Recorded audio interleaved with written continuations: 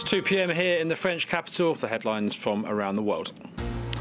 EU powers, including France, recognise Juan Guaido as Venezuela's interim president. Russia says they should stop meddling. Record crowds expected in the UAE as the Pope begins a landmark regional visit to promote understanding between Catholics and Muslims. Today is World Cancer Day. We'll be taking stock of the advances and setbacks in the fight against the disease with one of the leading doctors at Paris's Curie Institute. You're watching live from Paris.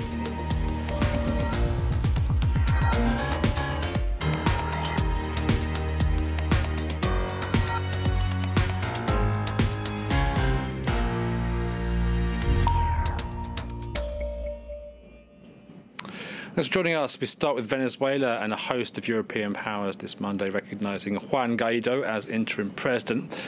That after Nicolas Maduro rejected an EU call to set a date for early elections. France, among the nations to give Guaido their backing. President Emmanuel Macron renewing the appeal for fresh polls, saying Venezuelans have the right to express themselves freely. Mr. Guaido declared himself interim leader last month in a move backed by the US and most regional powers. Russia, China and Turkey support Mr. Maduro. Kathy Clifford has more. After President Nicolas Maduro's deadline to call elections came and went, the EU countries behind it are throwing weight behind their words.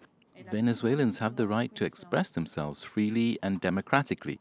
France recognizes Juan Guaido as acting president to implement an electoral process. This day has come and no steps have been taken in such direction by the regime of Maduro. The government of Spain announces it officially recognizes the president of the Venezuelan Assembly, Mr. Guaido Marquez, as acting president of Venezuela. Britain, Portugal, Sweden, Denmark, Austria, the Netherlands and Germany also recognized Venezuela's opposition leader as interim president. They were among the EU states to set the ultimatum 8 days ago. The majority of smaller European countries and Switzerland, a non-EU state, adopted a more cautious approach, avoiding the word recognise in their statements. Meanwhile, Russia accused the EU of interference in Venezuela's internal affairs. Despite the pressure, Venezuelan President Nicolas Maduro has defiantly rejected the deadline. We don't accept ultimatums from anyone. It's like if I told the European Union, I give you 7 days to recognize the Republic of Catalonia, and if you don't, we're going to take measures. No, international politics can't be based on ultimatums. That was the era of empires and colonies. The Venezuelan president nonetheless said he remains open to dialogue. It comes as the EU announced that a newly formed international contact group of European and Latin American countries will hold talks in Uruguay on Thursday to address the Venezuelan crisis, an initiative Nicolas Maduro has said he supports.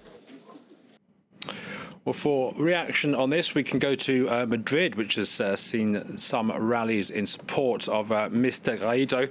Our correspondent Sarah Morris is there and joins us now. Hi, Sarah. Spain, of course, home to a fairly sizable Venezuelan community.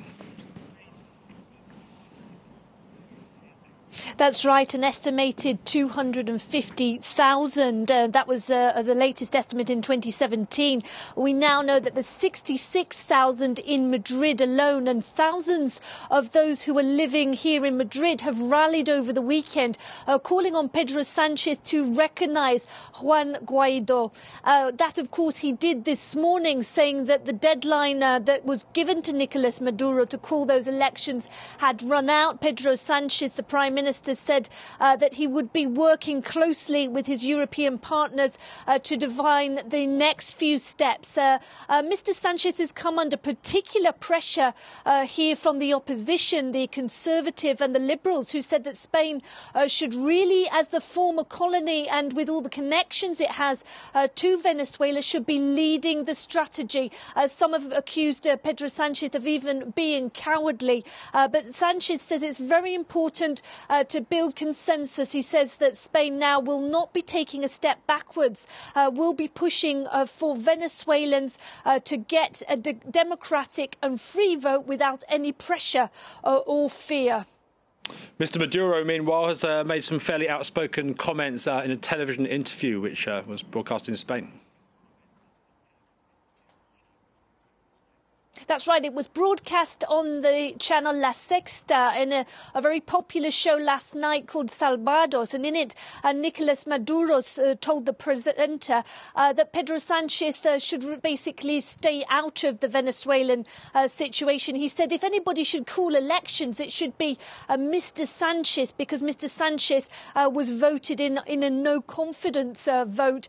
He wasn't voted in elections, and Mr. Maduro said that he felt Pedro Sanchez would do badly at elections. In fact, he said, warned, it seemed, against Spain backing potentially any military intervention, because Nicolas Maduro said that would go as well for Pedro Sanchez as the Iraq war had gone for the Spanish former Prime Minister José María Aznar. Fighting talk really from Nicolas Maduro, and the Prime Minister reacting today to it, saying that he would basically be backing the call for elections and Juan Guaidó as the interim president. Sarah Morris in Madrid, thanks for joining us. Elsewhere, El Salvador has a new president, Nayib Bukele, 37-year-old former mayor of the capital San Salvador, elected on Sunday with over 50% of the vote. His victory marks a move away from the two-party system in place since civil war ended in the small Central American nation in 1992. Snappily dressed, Bukele ran for the GANA Alliance, a conservative party which welcomed him after he was expelled from the leftist FMLN, a movement formed by demobilised guerrilla groups. The Pope's touched down in the United Arab Emirates, his highly publicised visit, a regional first for a leader of the world's 1.3 billion Catholics. He says he wants to strengthen ties between Christians and Muslims. So the latest images there. Secular issues, however, will be there in the background during this visit, not least the war in Yemen. France 24's Nick Rushworth has more. Fighter aircraft trailed yellow and white smoke, the colours of the Vatican, and cannons boomed in an artillery salute. Pope Francis was greeted at Abu Dhabi's presidential palace by Crown Prince Sheikh Mohammed bin Zayed Al Nahyan and other UAE leaders for what is the first ever papal visit to the Arabian Peninsula. He will meet privately with Muslim elders and attend the Global Conference of Human Fraternity in a show of religious tolerance. The Pope is not interfering in the internal affairs of people or states, but he talks about human rights, about equality among people.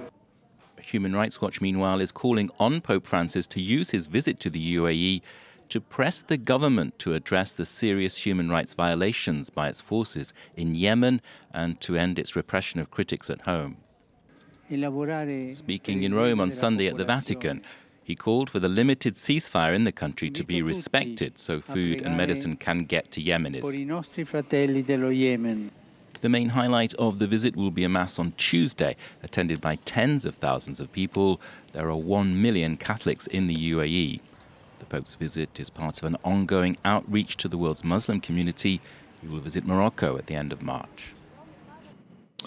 A Bahraini footballer with refugee status in Australia is pleading for Thai authorities not to extradite him back to his homeland.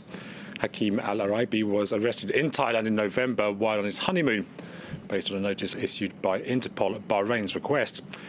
Australian campaigners and politicians are urging Thai authorities to halt the process and return him home to Melbourne.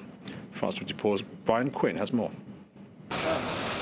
Shackled under police escort, footballer Hakeem Al-Araibi arrived at a Thai court Monday to fight an extradition request from Bahrain. Don't send me to Bahrain. Bahrain wants to defend me. The former Bahraini national team player holds refugee status in Australia, having fled his homeland in 2014 to escape political repression and torture. Australia's Prime Minister, soccer governing bodies and human rights activists are urging Thailand to set him free.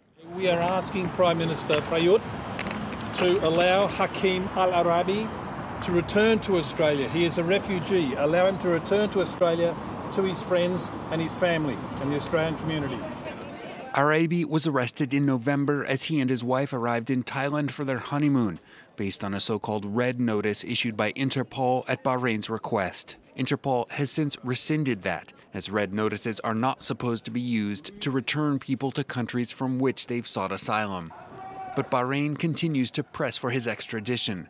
They want him back to serve a 10-year prison sentence handed down in 2014 in absentia for an arson attack that damaged a police station. Araibi says he's innocent and that he's been targeted for his Shiite Muslim faith and for his criticism of Bahrain's human rights record. The Gulf Arab nation is majority Shia, but ruled by a Sunni minority, which has a reputation for harsh repression since the country's failed Arab Spring uprising in 2011. The Thai Attorney General's office says court proceedings on Araibi's extradition are likely to take months to conclude. In Australia, troops have been deployed to deal with flooding caused by record rainfall in the country's northeast. Residents in hard-hit Townsville have been contending not just with landslides and power blackouts, but with the threat of saltwater crocodiles, which have been spotted in residential roads. Hundreds of people have been forced to flee their homes after some areas saw a year's worth of rainfall in a single week. This Monday marks World Cancer Day, a chance to take stock in the global fight against the disease. Days existed since a charter was signed here in Paris at the turn of the century. For more, I'm joined by Professor David Kayat of Paris's Pierre and Marie Curie University. Thanks very much for joining us. How do you think those who signed that charter at the start of the century would feel about the progress that's been made since then? Oh, the progress has been tremendous. I mean, when I started to treat cancer patient about 45 years ago, there was not even a book of cancer. We didn't know what was a cancer. There was a kind of mystery around this disease. We couldn't understand how you remove a breast of a woman with a lump inside, and so the patient should be cured. And 3, 4, 5 years later, the disease was reappearing somewhere else in the liver, in the bones, in the lungs.